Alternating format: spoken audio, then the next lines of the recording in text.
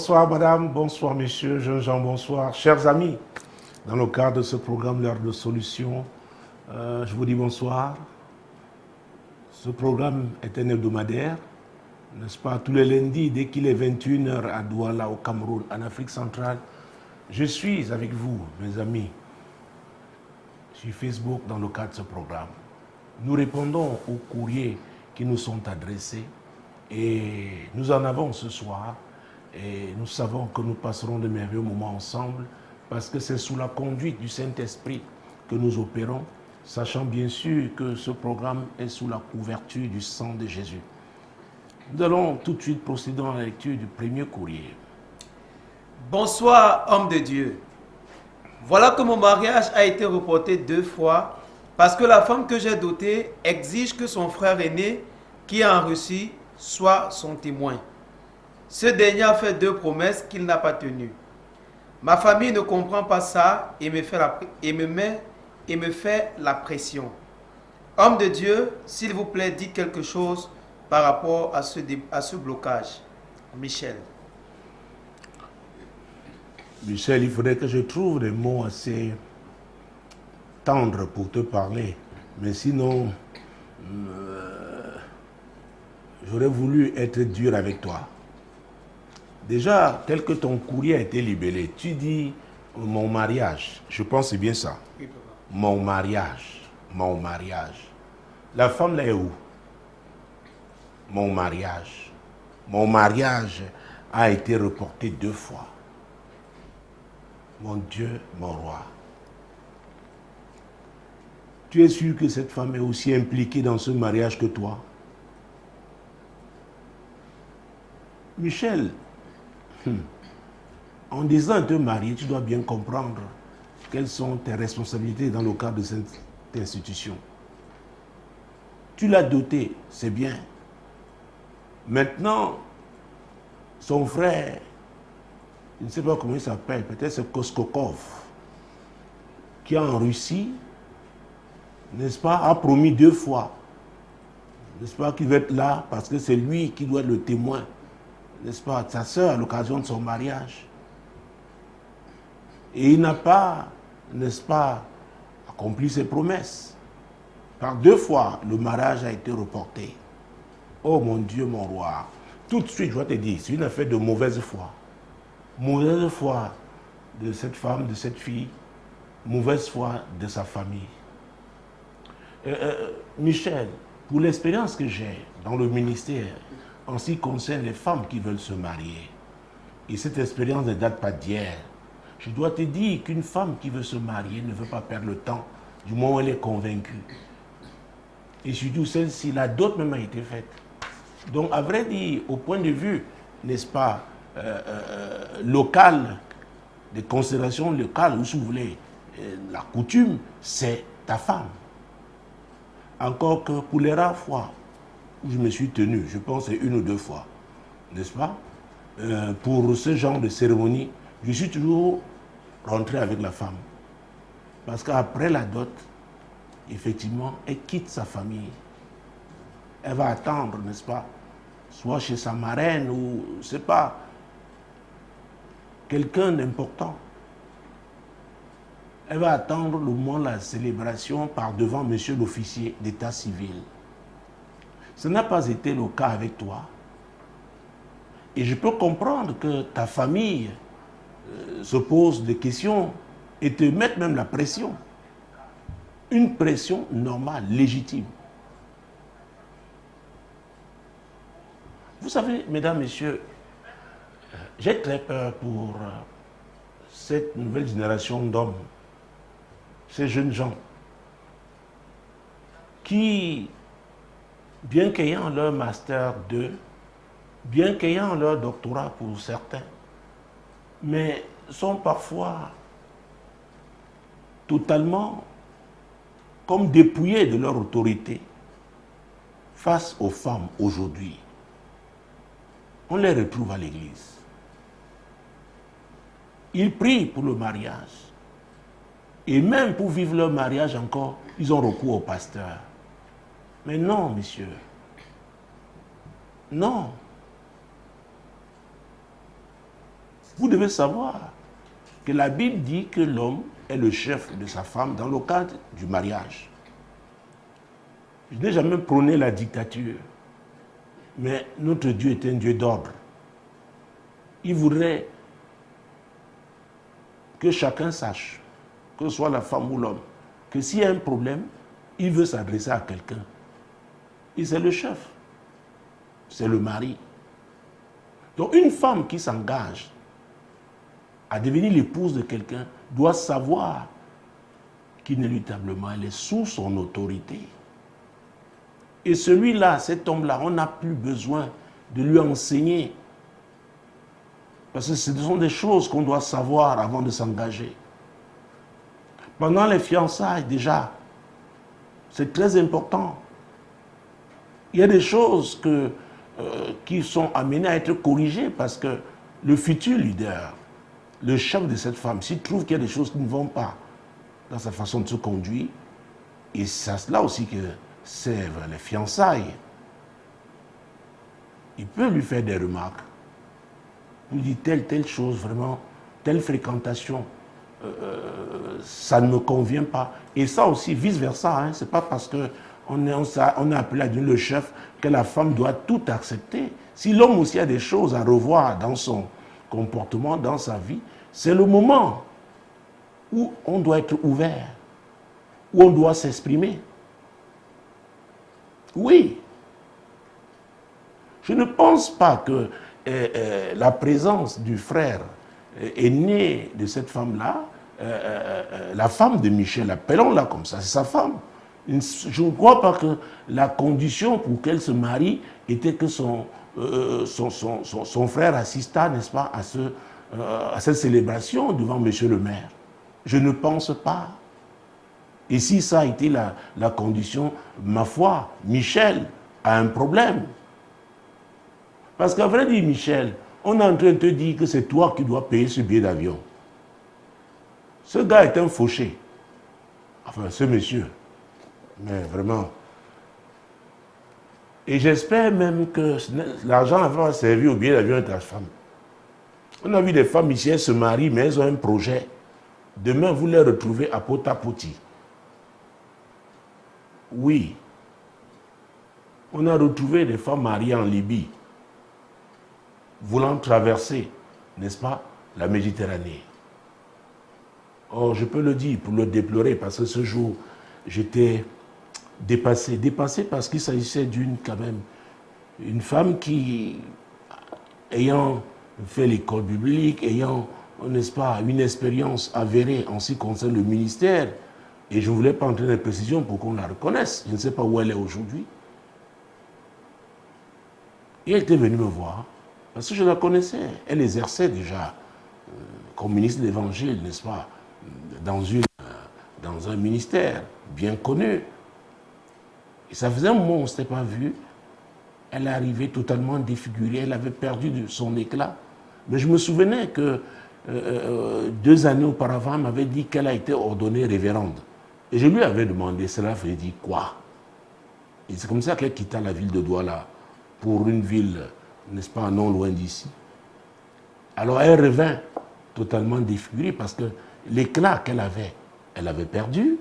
Je me suis dit, mais tiens, c'était une bonne nouvelle pour elle, m'annonçant qu'elle est devenue révérende. Mais alors, si elle doit être si, mon Dieu, mon roi, fade, pourquoi est-ce qu'elle est devenue fade? Parce que nous sommes appelés à aller de gloire en gloire. Et qu'est-ce qu'elle voulait? Elle voulait que je fasse tout pour qu'elle obtienne un rendez-vous. Parce qu'au niveau du net, elle ne parvenait pas à avoir un rendez-vous, n'est-ce pas, à cette ambassade-là. Elle ne savait pas que moi-même, je ne suis pas très fort dans le net. Donc, je ne pouvais vraiment pas l'aider. J'ai compris très bien que c'était la prière. Alors, j'ai prié pour que vraiment elle ait un espace. Parce qu'elle avait eu une invitation pour un pays. Et on l'a invitée dans le cadre... il y a eu une première invitation. Et je l'ai découvert après parce que ça n'avait pas marché. Et elle pouvait en profiter d'une connaissance qu'elle avait dans un autre pays, très loin d'ici, du côté de l'Amérique du Nord, pour aller là-bas. À un moment donné, j'ai regardé son doigt, j'ai vu qu'elle avait un anneau. Je lui dis, mais qu'est-ce qui s'est passé? Elle dit, très gênée. Elle me dit qu'elle s'est mariée. Alors je lui dis, et ton mari, où est-il? Elle me dit qu'il est au Maroc. Je dis, qu'est-ce qu'il fait là-bas? Il veut traverser. Et après, quand j'ai pris son passeport, j'ai regardé, elle avait demandé le visa d'Espagne. On le lui avait refusé. Pourquoi? Parce qu'elle avait eu une invitation pour aller, je ne sais pas, rendre ministère là-bas.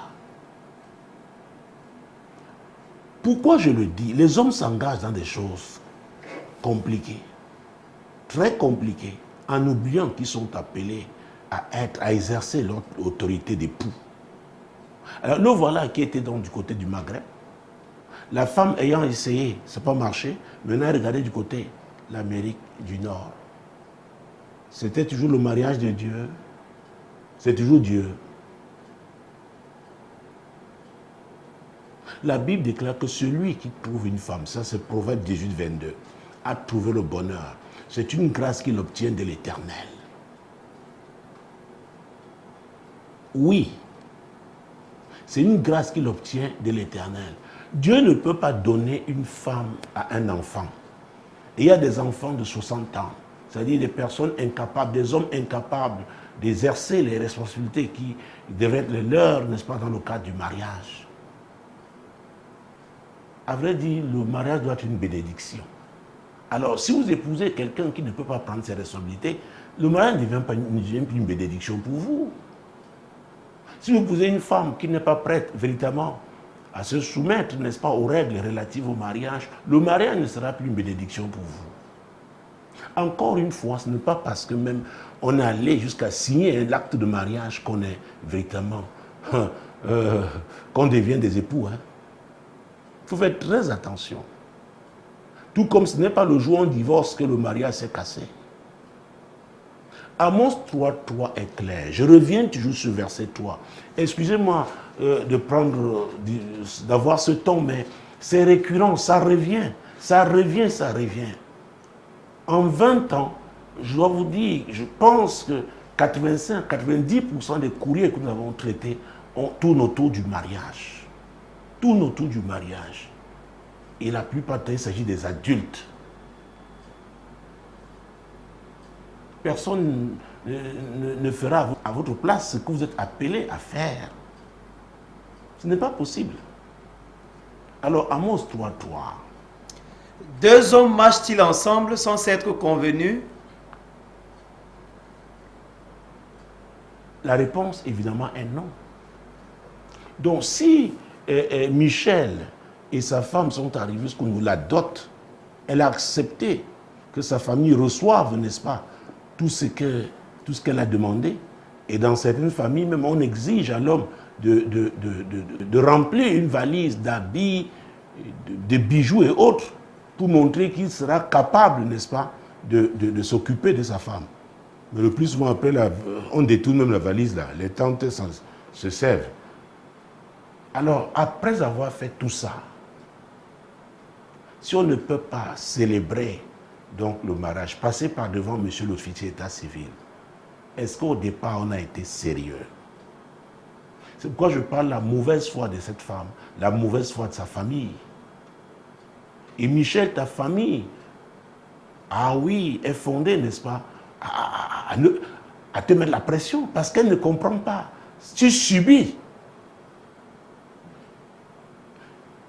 Et parce que tu subis, elle aussi subit.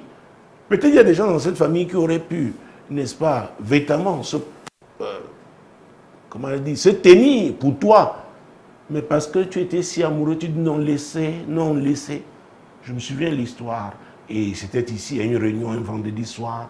Mon Dieu, moi, la puissance de Dieu s'était manifestée. C'est comme ça, il y a une femme, n'est-ce pas? L'esprit ancestral s'est manifesté. Et cet esprit a dit, c'est à cause de lui qu'elle n'est pas, n'est-ce pas, officiellement mariée à son homme. Et l'esprit a dit que cet homme était même dans la salle. C'est la première fois que je rencontrais cette femme. Et effectivement, l'homme était dans la salle. Qu'est-ce qui s'était passé?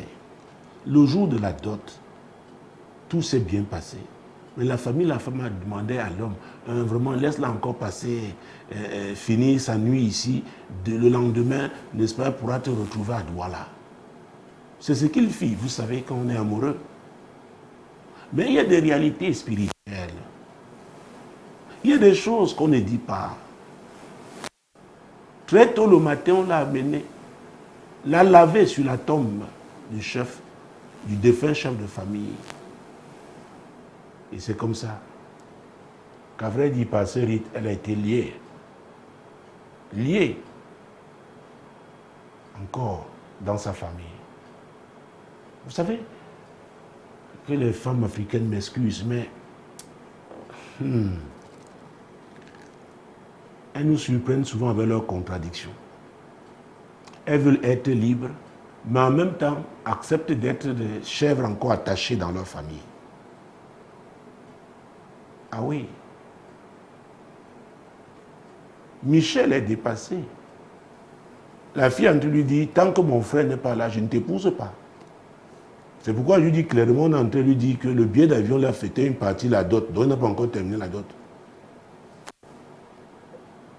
Donc Koskokov, mon Dieu, mon roi, il attend. Oh, Jésus-Christ de Nazareth. Et vous savez, c'est Jésus qui parle de ça dans Luc chapitre 14. Prenons ensuite l'évangile de Luc. C'est le troisième tel que classé dans la Bible à partir de Matthieu. Luc chapitre 14. Et c'est très important de le comprendre. Quand les gens sont pris dans les émotions, ils oublient des choses essentielles et, n'est-ce pas, sont rattrapés après. Alors, commençons par le 28e verset. Luc chapitre 14, verset 28, non pas verset 29, verset 30. Car lequel de vous, s'il veut bâtir une tour, ne s'assied d'abord pour calculer la dépense et voir s'il a de quoi la terminer, de peur qu'après avoir posé les fondements, il ne puisse l'achever et que tous ceux qui le verront ne se mettent à le railler, en disant, cet homme a commencé à bâtir et il n'a pu achever. Michel a commencé à se marier. Je ne sais pas depuis combien de temps, mais le mariage, le processus n'est pas encore arrivé à son terme. Et je dois vous dire, au regard du droit positif, cette femme peut se lever demain et aller épouser un autre homme. Hein? Parce que c'est le secret du mariage. C'est l'acte de mariage là qui rend une union légale, n'est-ce pas, entre un homme et une femme.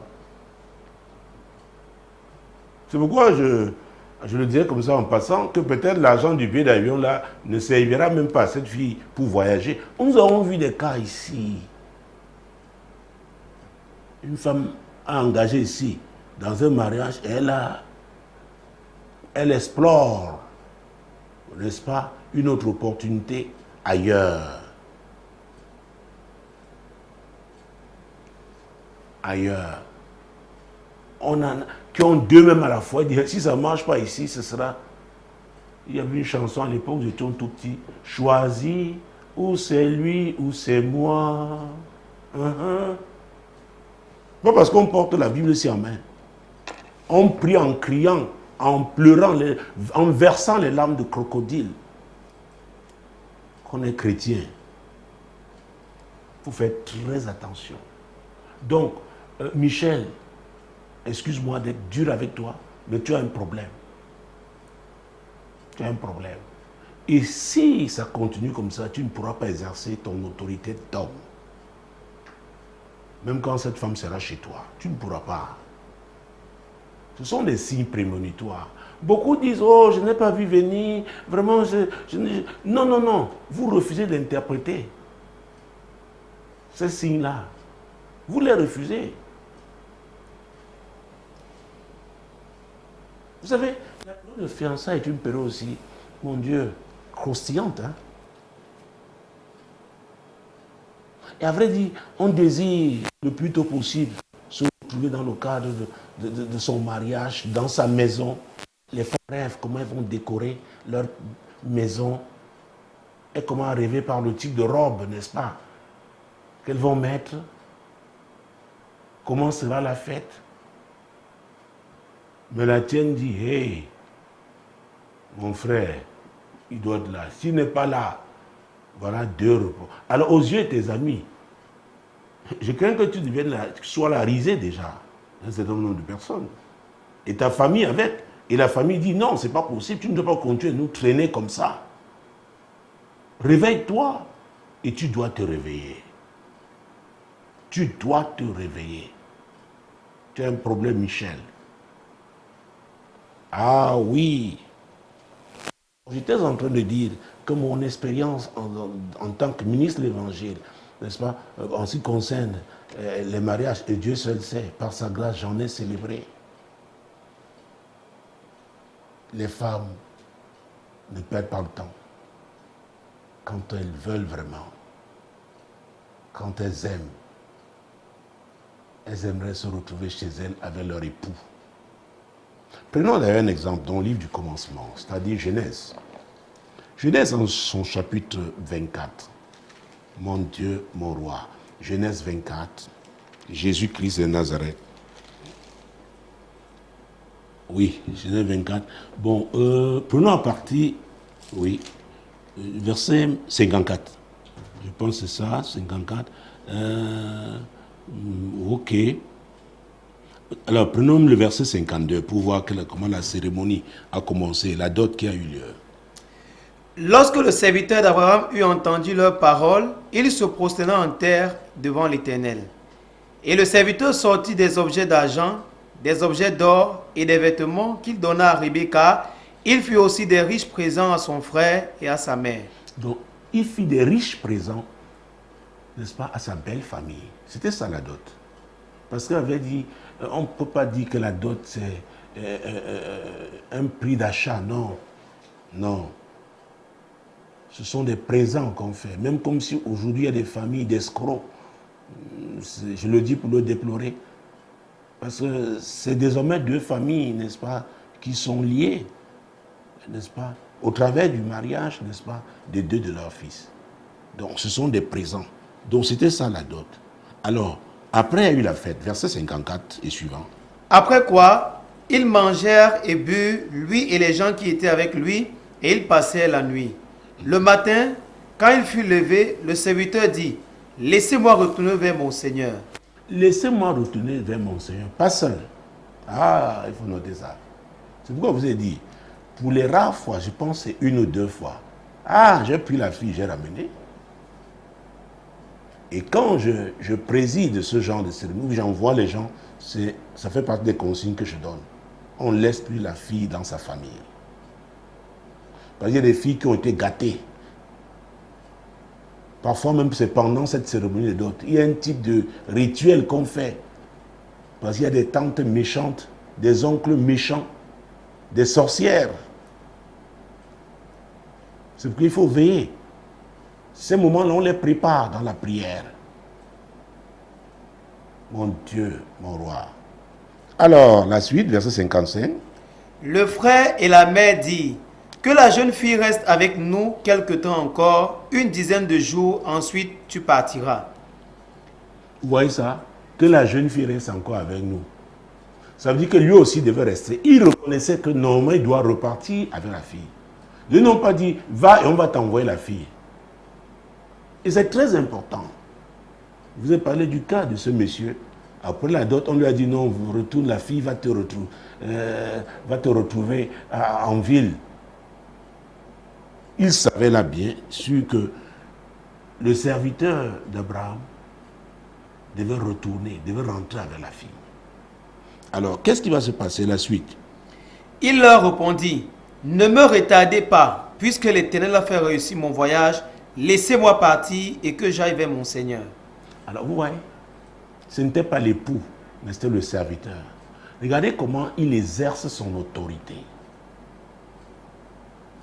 Ah oui. Pourquoi? Il avait reçu délégation de pouvoir. Abraham l'avait fait jurer. Et Abraham avait mis à sa disposition tous ses biens pour que cette mission réussisse. Et il avait réussi. Il dit, ne me retardez pas. Michel, comment est-ce qu'on peut te retarder, toi qui as déjà doté une femme? Tu as un problème, excuse-moi. Et s'il veut te parler comme un homme, parle à un autre, je dirais que quelque part, tu nous fais honte, Michel. Ça ne va pas. Ça ne va pas. La femme l'a fait quoi là-bas? Est-ce que tu sais qu'aujourd'hui, même pour signer cet acte de mariage, on n'a plus besoin de ces gens-là? Si vraiment cette fille était déterminée. Oh mon Dieu, mon roi. Voilà le serviteur. Ne me retardez pas. Ne me retardez pas. Et qu'est-ce qu'il dit? L'Éternel a fait réussir, mon Dieu, mon roi, mon voyage. Donc, c'est une affaire qui commence avec Dieu. C'est une affaire qui commence avec Dieu. Le mariage, c'est quoi la Bible déclare? Vous connaissez le psaume 127, verset 1, je vais le citer tout simplement, qui dit, si l'Éternel ne bâtit la maison, ceux qui la bâtissent, la partie A, ceux qui la bâtissent travaillent en vain. Il y en a qui peuvent bien, n'est-ce pas, être conduits par Dieu vers la femme que Dieu a pour eux. Mais ce n'est pas Dieu qui va exercer leur autorité. Ce n'est pas Dieu qui fera ce qu'ils sont appelés à faire. Et c'est pourquoi beaucoup croient que tout se fait seulement dans la prière. Oh, pasteur, prie pour ça. Oh, pasteur. Oh. Vous croyez que si je me mets à prier là maintenant, mon Dieu, mon roi, s'il faut enlever ma jaquette là, ça va se faire comme ça? Oh. L'histoire de cet autre jeune homme, un Pentecôte. Oh, il s'était marié après la fête. Et on leur a offert un espace, n'est-ce pas, dans un hôtel, une chambre. Il arrive là, il dit, oh, Dieu est merveilleux. Oh, Dieu est bon. Oh, oh, oh. La fille, elle regarde, oh Dieu, il se couche, oh Dieu, oh Dieu. Vous savez que vous avez affaire aux filles expérimentées et qui ont rencontré le Seigneur. Elles ont décidé de donner leur vie à Dieu et qui attendent l'instant T. Paye le prix. On lui a dit, mais tu as fait quoi? Il dit, papa, j'ai éteint. Donc, tu vois, elle a compris qu'il fallait déjà... La suite, permettez-moi de passer. Vous savez, ce n'est pas la prière en langue. Ce n'est pas la prière en langue. Tu dois faire ce que tu es appelé à faire. Dieu est bon. Alléluia. Amen. La fille a été. Bon, la suite, bon. De toute façon, ils sont mariés aujourd'hui. Alors, Dieu avait fait réussir le mariage. Je disais donc il faut commencer avec Dieu. Demeurer avec lui, c'est très important. Exercer l'autorité qu'il nous a donnée, qu'il a donnée à l'homme. Ah oui, avec amour, avec douceur. C'est pourquoi on pense souvent à la gestion, gérer en bon père de famille. Oui, messieurs. Vous savez que les femmes sont rassurées quand elles savent que vous pouvez les protéger. C'est pourquoi je vous ai dit, le mot protection est attaché à l'amour. Vous ne devez pas épouser quelqu'un qui ne peut pas vous protéger. Ce n'est pas l'objet du courrier, parce que la protection, je peux disserter sur la notion de protection. Nous en parlerons peut-être un jour. Mon Dieu, mon roi, laissez-moi partir et que j'aille vers mon Seigneur. Alors, Michel, tu dois comprendre ici qu'Isaac n'avait même pas fait le déplacement. Isaac n'avait même pas fait le déplacement. Mais quelle sera la réaction de la fille? Verset 57 et suivant. Alors, il répondit, appelons la jeune fille et consultons-la. Ils appelèrent donc Rebecca et lui dirent, veux-tu aller avec cet homme? Elle répondit, j'irai. Elle répondit, j'irai. Ma place n'est plus là. Je vais être avec mon époux. Quelle est cette femme qu'on a dotée et qui se sent encore là, bien avec sa famille? Il y a un problème, Michel. Il y a un problème. J'espère même qu'on ne te prépare pas une surprise désagréable. Ah oui. Rebecca a dit, je vais vers mon mari. Je vais vers lui. Et d'ailleurs, mon Dieu, mon roi, quand vous regardez la suite même, Jésus-Christ, verset 63, verset 62 même, 62, 63, 64 et verset 65. Cependant, Isaac était revenu du puits de l'Achaï-Roaï et il habitait dans le pays du Midi. Un soir, qu'Isaac était sorti pour méditer dans les champs, il leva les yeux et regarda, et voici, des chameaux arrivaient. Rebecca leva aussi les yeux, vit Isaac et descendit de son chameau. Vous voyez, ces deux jeunes gens ne s'étaient jamais rencontrés. Oh mon Dieu, mon roi, la Bible déclare qu'Isaac leva les yeux et regarda. Oh mon Dieu, mon roi. Et Rebecca aussi leva les yeux et vit. Elle a vu qui? Isaac. Et elle est descendue de son chameau. Qui lui a dit que c'était son homme? C'est pourquoi je vous dis, le mariage vient de Dieu. Les choses qu'on traficote là, le mariage vient de Dieu. Elle est descendue de son chameau. Elle a dit, cet homme-là, il y a quelque chose. Aïe! Mon Dieu, mon roi. C'est pourquoi les gens me disent, oh, comment faire pour identifier ma femme? Comment? Oh, ce n'est pas l'objet du courrier. Mon Dieu. Jésus-Christ de Nazareth. Mon Dieu, mon Dieu, mon Dieu. Verset 65. Elle dit au serviteur, qui est cet homme qui vient dans les champs à notre rencontre? Oh, vous voyez, Isaac a fait ce qu'il devait faire. Il est allé à sa rencontre. Et elle a senti son cœur vibrer. Sa température a changé. Son pouls a changé. Si tu pouvais, oui, les médecins, les infirmiers, s'ils touchaient, vous pouvez sentir que le pouls a changé. Elle demande au serviteur, oh mon Dieu, mon roi, hey, qui est cet homme qui vient dans les champs à notre rencontre? Ils ont rencontré beaucoup d'hommes pendant leur voyage. Mais c'est celui-ci, son homme, c'est Isaac qui l'a touché. Quand vous rencontrez votre Isaac, vous n'avez pas besoin de prier. Vous saurez que c'est lui. N'oubliez pas. Oh, je ne sais pas, ce n'est pas l'objet du courrier, mais peut-être quelqu'un a ce souci-là parmi mes amis ce soir. Oh mon Dieu, n'oubliez pas que le mariage vient de Dieu. Et j'ai cité, je trouvais 18-22. Celui qui trouve une femme a trouvé le bonheur. C'est une grâce qu'il obtient l'Éternel.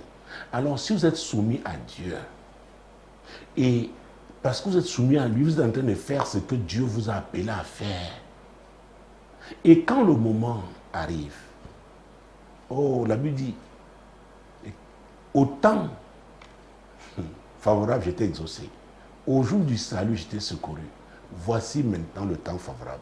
Voici le jour du salut. Il y a quelque chose, l'Esprit de Dieu qui est en toi, qui est aussi en celle-là, qui est aussi, parce qu'elle s'est soumise à lui, elle s'est laissée transformer par Dieu. C'est le même esprit qui œuvre. C'est le même esprit. Isaac avait vu d'autres filles passer. Mais quand, autour de Rebecca, mon Dieu, il a regardé. Et Rebecca aussi a regardé. Oh Jésus, Jésus. Il a levé les yeux, mon Dieu, mon roi. Hey, mon Dieu. Et regarda. Rebecca leva les yeux et vit. Oh. Elle dit au serviteur, qui est cet homme qui vient dans les champs à notre rencontre? Aucun homme n'a attiré son attention pendant le voyage. C'est pourquoi les femmes, on dit, elles regardent. Ce sont des femmes légères. On regarde. C'est un nom, c'est ton nom. Il y en a même qui sont à l'église comme ça. Dieu m'a dit que voilà mon mari. Maintenant, elle fait tout pour se tenir, se mettre là où le gars va passer. Tu ne connais pas Dieu. tu es charnel. Laisse Dieu faire. Oh mon Dieu. C'est comme un méchoui qu'on est en train de braiser. Oh mon Dieu, en train de... Mais laisse Dieu cuire, rôtir, assaisonner. Oh, ce sera délicieux au moment opportun. Oui, cher ami. Vous savez, je n'aime pas la légèreté. Oh non, je ne l'aime pas. Que ce soit du côté de l'homme ou de la femme. Parce que c'est Dieu qui est dans cette affaire, dans le mariage. Et Dieu n'est pas léger. Il n'est pas léger. Vous savez, c'est très difficile. Je peux vous parler en tant que pasteur. Et dans beaucoup de cas, c'est comme s'il faut refaire l'éducation des gens.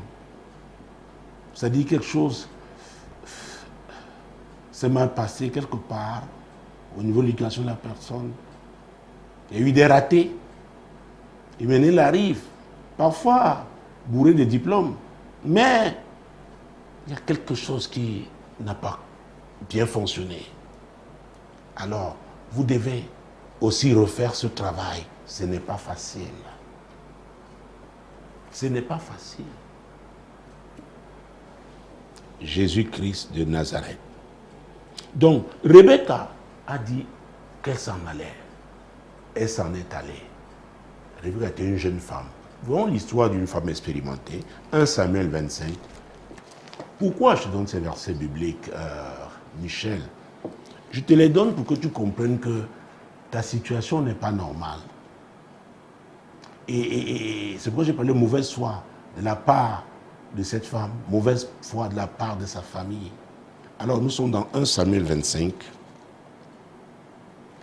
Après le livre de Juges, vous avez un tout petit livre là, le livre de Ruth.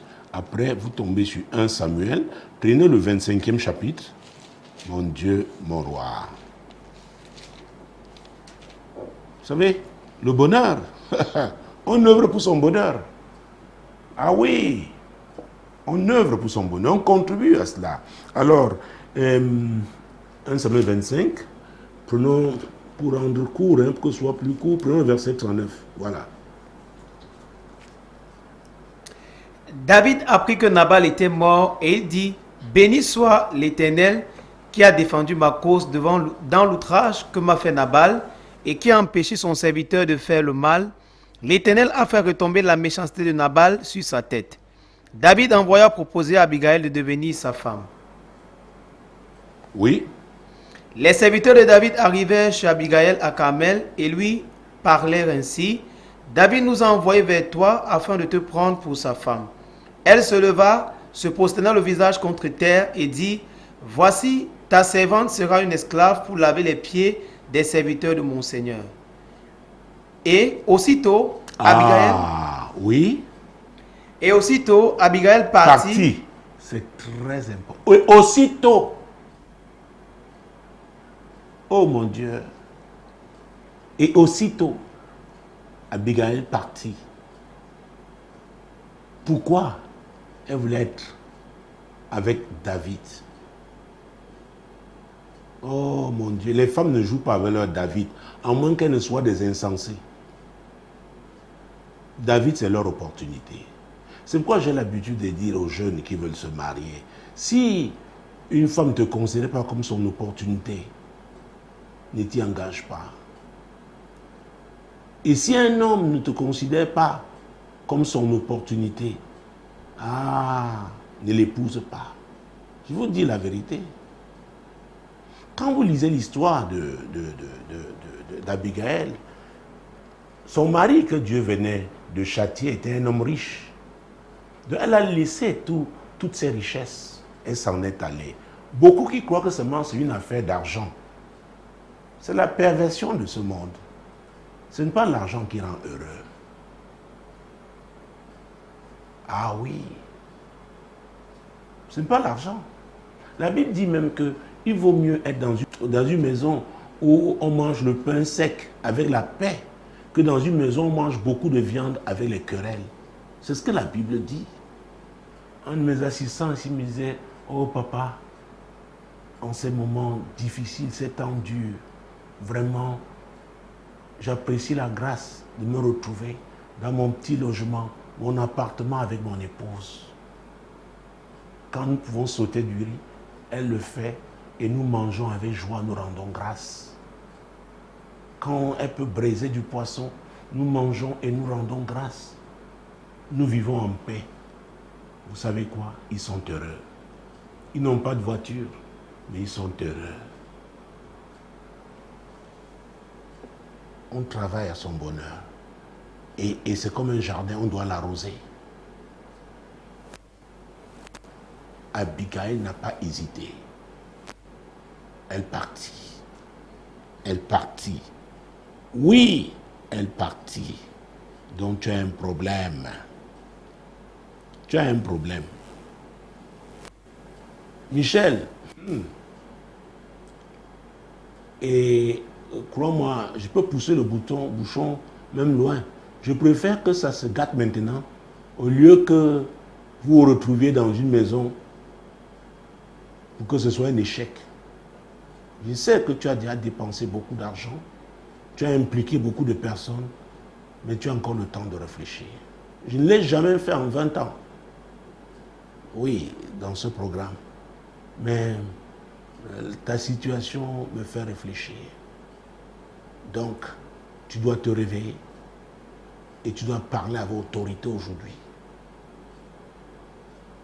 Cette femme-là, si effectivement elle se reconnaît comme étant ton épouse, alors vous n'avez pas besoin d'attendre ce fameux frère. Il fallait l'attendre pour la dot. C'est très important. Et si elle ne veut plus, que ça s'arrête. Et si tu veux exiger le remboursement, tu es libre. Voilà ce que je pourrais te dire. Je suis désolé d'achever ce courrier sur cette note. Deuxième courrier. Mon apôtre, bonsoir. Ma fille cadette estime qu'à 25 ans, elle doit quitter la maison puisqu'elle travaille déjà. Or, la maison est grande et ses aînés sont là parce que je tiens à ce qu'elle sorte par le mariage. Priez, homme de Dieu, pour ma fille, s'il vous plaît. Voilà, les Pentecôtes. La plupart du temps. Priez, on doit prier pour tout. Priez, priez. Nous sommes les machines de prière. Priez, priez, priez, priez. Non. J'ai appris à m'arrêter. J'ai appris à poser des questions. Alors, ce qui retient mon attention dans ce courrier, elle s'appelle, comment elle a donné son nom? Elle n'a pas donné son nom. Elle dit qu'elle est tient. C'est ça qui a retenu mon attention. Elle est tient à ce que ses filles sortent par le mariage. Est-ce qu'elle s'est posé la question de savoir ce que Dieu pense? Puisque ses filles aînées ont suivi son modèle, donc à vrai dire, la cadette est une rebelle. C'est ce qu'elle veut dire. Elle ne s'est pas posé aussi la question de savoir ce que Dieu a dit à sa fille cadette. La Bible dit que, et c'est dans Job 33, verset 14, Dieu parle tantôt d'une manière, tantôt d'une autre. Prenons ce verset. C'est très important. Vous savez, mesdames, messieurs, c'est Job 33, verset 14. Lisons-le. Dieu parle cependant tantôt d'une manière, tantôt d'une autre, et l'on n'y prend point garde. Dieu. Mon rôle en tant que pasteur, je l'ai toujours dit, une des choses que j'ai toujours essayé de faire, c'est d'encourager les gens, les pousser à développer leur relation avec Dieu. David, dans le psaume 139, verset 16, disait « Quand je n'étais qu'une masse informe, tes yeux me voyaient. Sur ton livre étaient écrits tous les jours de ma vie, avant qu'aucun d'eux n'existât. » Donc Dieu, chacun a une mission accomplie sur cette terre. Et ne croyez pas que chacun va passer, n'est-ce pas, dans le même couloir que l'autre. Vous pouvez être des frères et sœurs, et Dieu opère, n'est-ce pas, de manière différente. Alors, le verset que je voudrais conseiller à cette femme qui a écrit, c'est Jérémie chapitre 33. Jérémie chapitre 33, verset 3. C'est très important parce que sa fille, je ne sais pas ce que Dieu lui a dit pendant qu'elle priait. Ah oui. Et si elle aussi est une femme qui prie, qu'elle se mette aussi en prière. Jérémie 33, verset 3. Invoque-moi et je te répondrai. Je t'annoncerai des grandes choses, des choses cachées que tu ne connais pas. Ah ah. Plusieurs fois, j'ai eu à donner ce passage biblique en conseil, n'est-ce pas, à mes amis, n'est-ce pas, dans le cadre de ce programme, l'heure de solution, de lundi 21h. Invoque-moi. Dieu dit, viens, recours à moi. Je vais te montrer, je vais t'annoncer des choses à venir, des choses que j'ai préparées pour toi. Et ces choses-là, n'est-ce pas, sont programmées. Il y a des étapes, des séquences. Oui. Alors, ta fille qui dit qu'elle veut partir, as-tu cherché à savoir si c'est Dieu qui lui a parlé? C'est possible que ce soit Dieu. Ah oui. Et parfois, ça peut être avec des enfants qui sont comme belliqueux. On dit, ah oui, c'est comme ça qu'elle est toujours. Oui, oui, hein. Vous vous souvenez, ça de David. Eliab lui avait dit, je connais hein, ton cœur, la malice de ton cœur. C'est pour venir voir le combat que tu es ici. La Bible dit qu'il s'est détourné d'Eliab. Généralement, les enfants qui savent ce qu'ils veulent, à cause de leur tempérament, parce qu'ils font parce que les parents veulent, les parents les taxent tout de suite de rebelles. Mais allez dans la présence de Dieu, posez la question à Dieu, Seigneur, ce que ma fille peut faire là, est-ce que c'est de toi? C'est pourquoi les parents doivent prier pour leurs enfants. Pas seulement quand ils deviennent des adultes, n'est-ce pas? Quand ils sont petits, les consacrer à Dieu, faire des offrandes sacrificielles à Dieu pour eux. J'ai souvent dit aux parents, au début d'une année, prenez une offrande, allez à l'autel de Dieu, parlez à Dieu, parlez à cette offrande pour Dieu, demandez à Dieu de veiller à ce que ce soit sa volonté qui s'accomplisse dans la vie de cet enfant. Ah oui, à la rentrée scolaire, faites-le, dis par rapport à sa vie scolaire, sa vie académique, Seigneur, voilà mon sacrifice. C'est très important. Les offrandes parlent. Je vous dis, ça crie devant Dieu. Ce qu'on voit des gens, une catastrophe quelque part, un enfant s'en sort. On dit, mais il était le plus têtu, mais qu'est-ce qui s'est passé? Vous ne connaissez pas la relation que ses parents ont avec Dieu. Vous ne connaissez pas son parcours. Vous ne connaissez pas son background. Oui, monsieur. Oui, madame.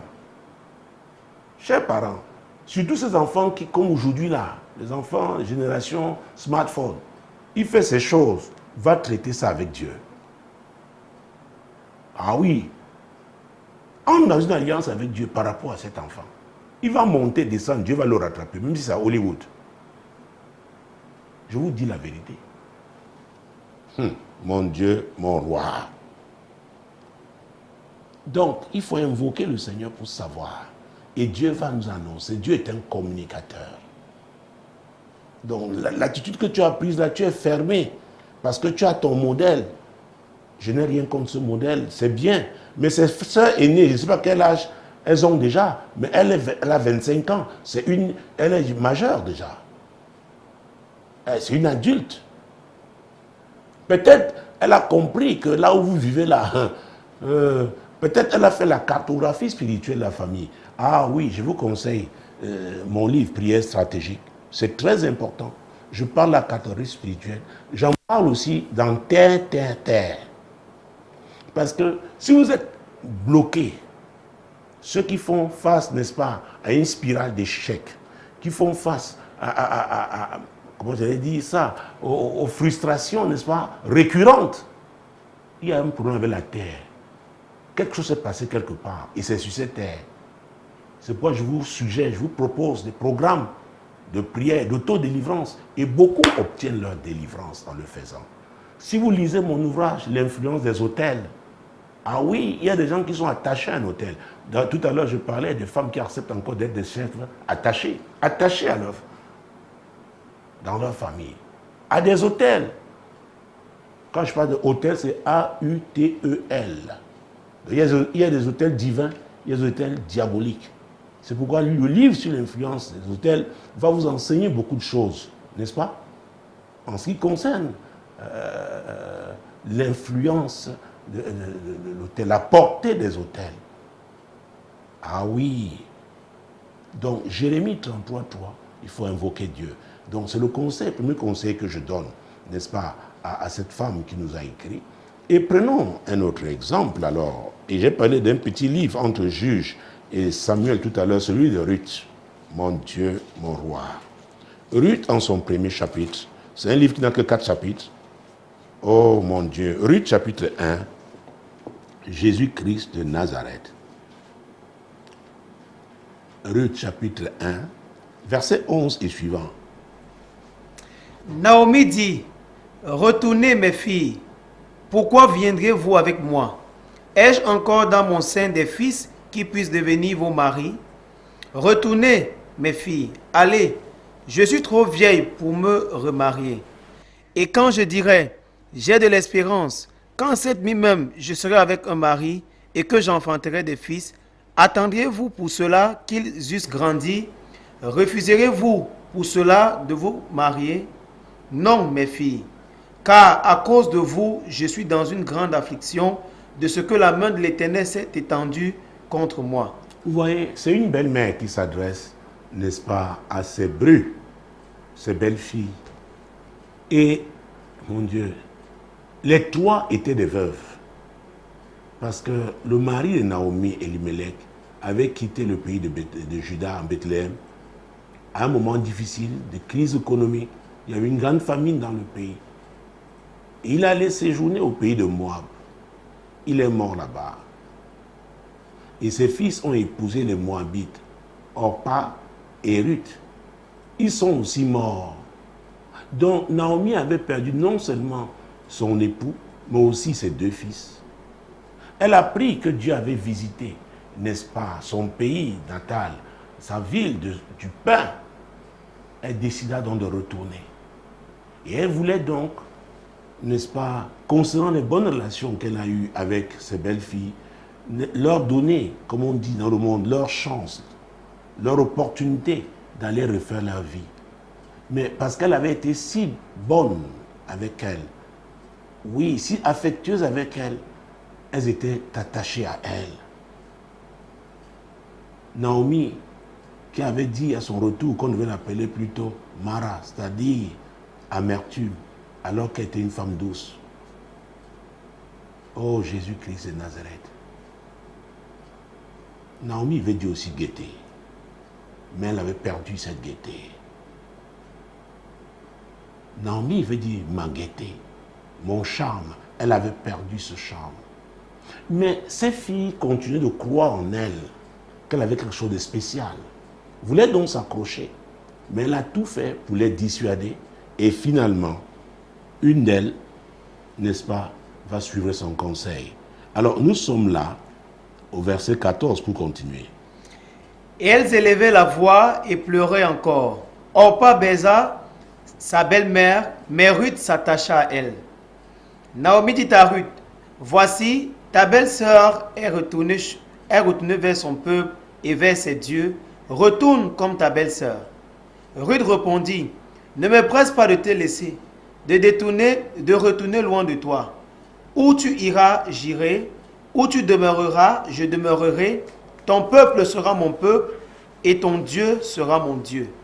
Où tu mourras, je mourrai et j'y serai enterré. Vous voyez ça? Les 2 filles, les 2 femmes étaient moabites. Mais Ruth dit à Naomi, je ne suis pas Orpa. Je suis différente. J'ai une révélation te concernant. Même si toi-même tu t'appelles aujourd'hui Mara, mais moi, je continue de croire que tu es ma gaieté, que tu es mon charme. Je continue de croire que ma destinée est attachée à toi. Je crois en toi. Je te suivrai. Je suis convaincu. La Bible déclare que tout ce qui n'est pas conviction est péché. Donc je suis convaincu. Je suis déterminé. Et je t'ai vu vivre avec ton mari. Enfin, je t'ai vu opérer en tant que belle-mère. Tu nous as bien traités. Tu nous as aimés.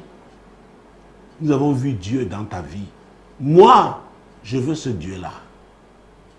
C'est lui que je suis. Et c'est lui qui m'a parlé. Donc je suis déterminé. Oh mon Dieu, c'est très important. Très, très important. Ce que je suis en train de dire. 2 femmes, mais chacune avait son avenir. Un avenir préparé par Dieu. Et l'avenir de Ruth, celle-ci était persuadée, convaincue que c'était auprès de Naomi. C'était avec le Dieu de Naomi. Donc elle s'est séparée de sa famille. Et Naomi avait dit quelque part que retourner dans la maison, oh mon Dieu de vos mères.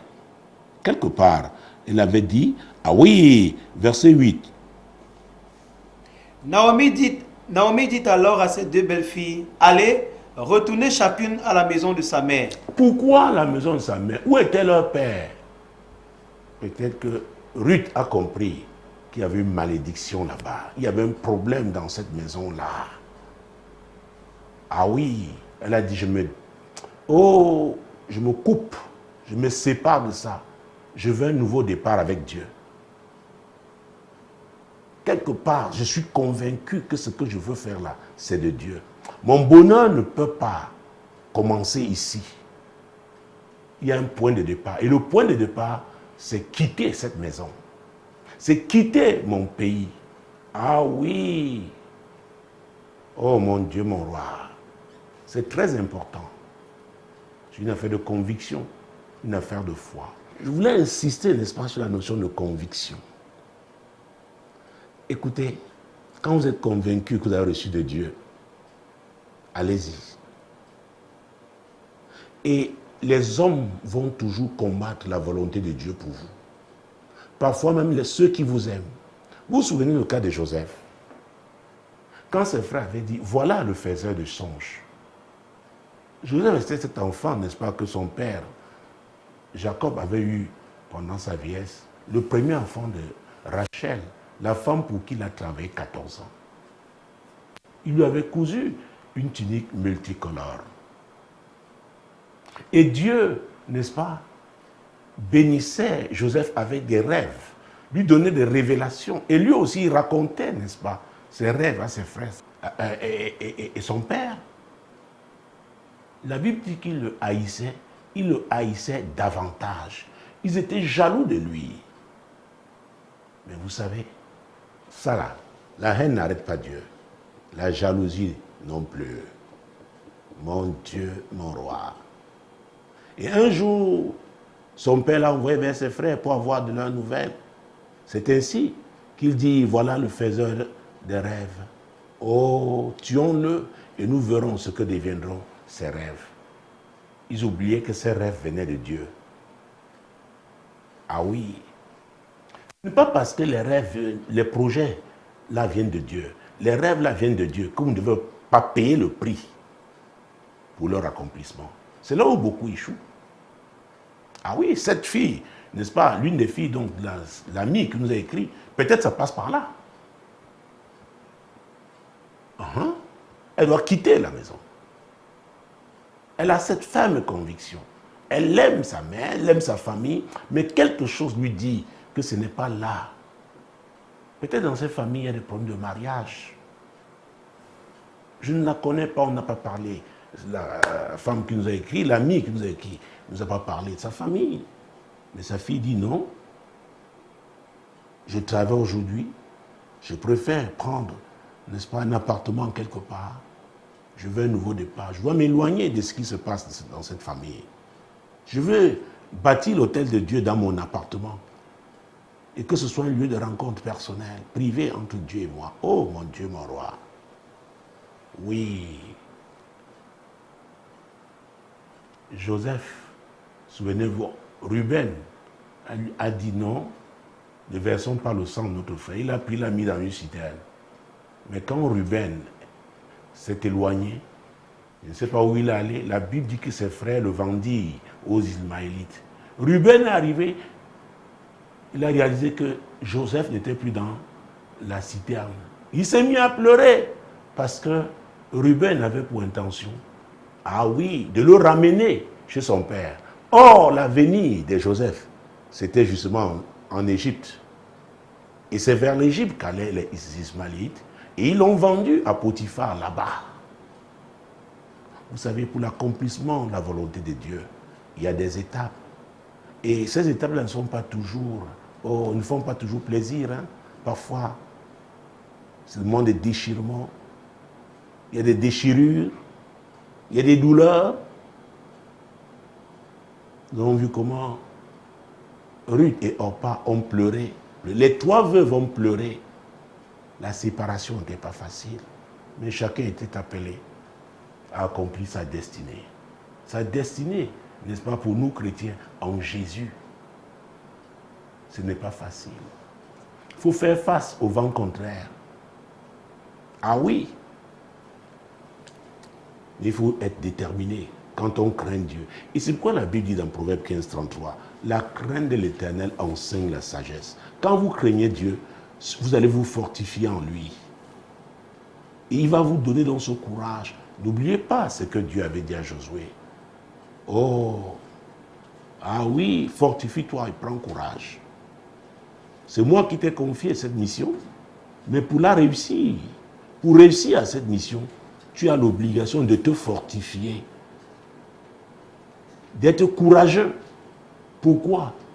Il y aura, mon Dieu, mon roi, des vents contraires. Il y aura de l'hostilité. Oui, madame, oui, messieurs. Il y a un prix à payer. Donc, Ruth a donc suivi Naomi. Et pour ceux qui ont lu cette histoire, ce livre n'a que 4 chapitres, tu ne l'as jamais lu, je te le conseille. C'est une histoire passionnante.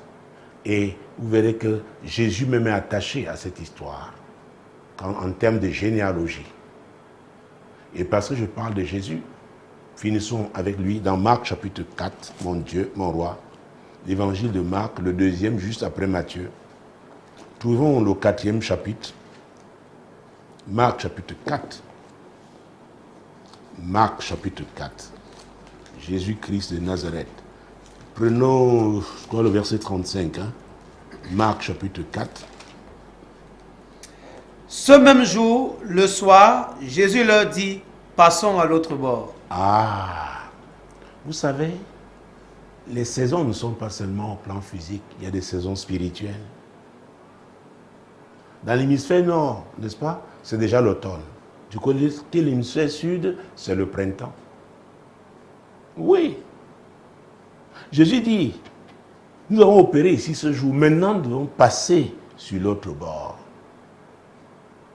Peut-être à ta fille, cher ami, Dieu lui a dit maintenant, pour te marier, tu dois avoir ton appartement.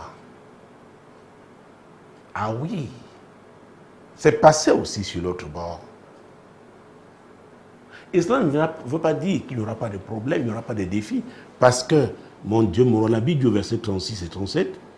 Après avoir envoyé la foule, ils l'amenèrent dans la barque où il se trouvait. Il y avait aussi d'autres barques avec lui. Il se leva un grand tourbillon et les flots se jetaient dans la barque au point qu'elle se remplissait déjà. Vous voyez, Jésus avait dit passons sur l'autre bord. Et il y a eu, n'est-ce pas, ces vents violents. Violent. Donc, cher ami qui tu nous as écrit par rapport à ta fille cadette, je te conseille d'aller vers Dieu, de prier. N'oublie pas le psaume 139, verset 16. Prie pour que ce que Dieu a préparé, a arrêté pour ta femme, pour ta fille s'accomplisse. C'est très important. Prie pour elle, pour qu'elle reste, n'est-ce pas, fidèle à ce que Dieu veut faire avec elle. C'est très très important. Et au lieu de te dresser contre elle, continue à bénir dans tes prières. Confie-le au Seigneur. Et je sais que Dieu t'exaucera si tu le fais avec amour. C'est très important. Alors, nous avons parlé de Michel. Prions pour les hommes, pour que les hommes se réveillent en cette saison. Parce que les hommes sont appelés à être des responsables. Quand vous allez dans toutes les institutions au monde, la plupart des responsables sont des hommes. Quand on va des chefs de village même, on ne peut pas compter On ne trouve pas de nombreuses femmes, chefs de village. Quand on parle des chefs de quartier, chefs même de bloc, ce sont les hommes. Donc, prions pour les hommes. Prions afin que vraiment Dieu aide les hommes vraiment à prendre leurs responsabilités, à être des véritables leaders au nom puissant de Jésus. Seigneur, voilà, nous te présentons les hommes. Seigneur, quel que soit leur âge, Seigneur, tu as voulu faire d'eux des leaders. Seigneur, nous prions, ô Dieu, pour que les hommes se réveillent, qu'ils se réveillent et prennent leur place, se tiennent en tant que des responsables pour assumer, Seigneur mon Dieu, les missions que tu leur as confiées. Seigneur, c'est pathétique aujourd'hui à l'Église de trouver des hommes totalement affaiblis, des hommes qui n'arrivent pas, n'est-ce pas, à prendre leurs responsabilités. Seigneur, œuvre pour cela. Œuvre pour cela, ô Dieu, au nom puissant de Jésus-Christ. Nous allons aussi prier pour les femmes. Le mariage n'est pas un jeu. Prions afin que les femmes ne s'engagent que lorsqu'elles sont convaincues véritablement que c'est Dieu qui les envoie dans ce mariage, au nom de Jésus. Prions contre l'esprit d'escroquerie. Prions contre la mauvaise foi. Prions pour cela au nom de Jésus. Seigneur, le mariage n'est pas un jeu. Seigneur, nous prions pour les femmes. Qu'elles s'engagent avec conviction, sachant que c'est ta volonté. C'est l'esprit d'escroquerie qui est en train de se répandre là, ne vient pas de toi. Touche les femmes, ces jeunes femmes qui veulent se marier, touche aussi leur mère, parce qu'elles aussi contribuent, touche les familles. Les femmes ne sont pas des objets, n'est-ce pas, d'exploitation. Il nous a dit la semaine dernière que sa famille a misé sur elle. Seigneur, les femmes ne sont pas des chevaux, n'est-ce pas, sur lesquels on doit miser. Nous prions pour l'ordre divin dans nos familles, à l'église, dans nos nations, au nom de Jésus. Amen. Merci, chers amis, d'avoir été là encore ce soir. Le prochain rendez-vous, c'est lundi prochain lorsqu'il sera 21h. Mais n'oubliez pas, désormais, parce que nous avons remédié et nous continuerons à le faire avec les problèmes qu'avait Solution TV. Donc, les programmes de Radio Solution TV, vous pouvez les suivre en continu, tout simplement en téléchargeant l'application Samuel Tateux Ministries via Play Store pour les téléphones Android, via App Store pour les téléphones, les iOS, les iPhones. Et n'oubliez pas ma nouvelle page Facebook, c'est Apôtre Tateux Samuel. Je vous aime. Demeurez bénis. Shalom.